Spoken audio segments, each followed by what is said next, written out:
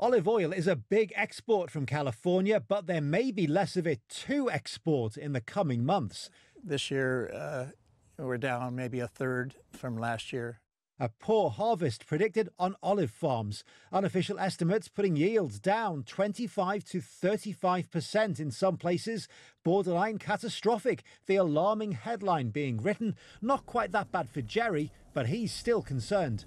A good amount would be 10 tons, and this year we'll probably be down, much less than that.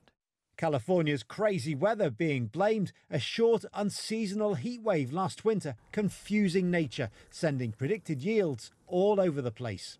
What we had in February, we had like a cold spell, then a heat spell, much warmer than normal winter weather. And the trees thought it was springtime, so they started to bud out, and some even had some flowering.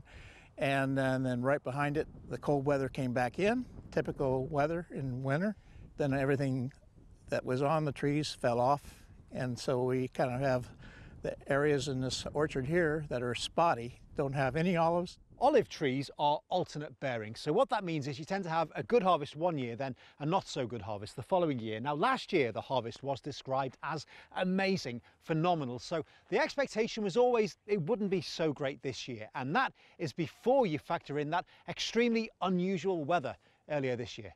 California has more than 400 olive growers. Some 75 different olive varieties come from here. In 2017, around 4 million gallons of olive oil were produced here, up from 3.5 million the year before. Jerry's farm is relatively small, which means he is in a less precarious position than others. Most of the small growers are not 100% dependent on all the income, like the large growers. That's their main business.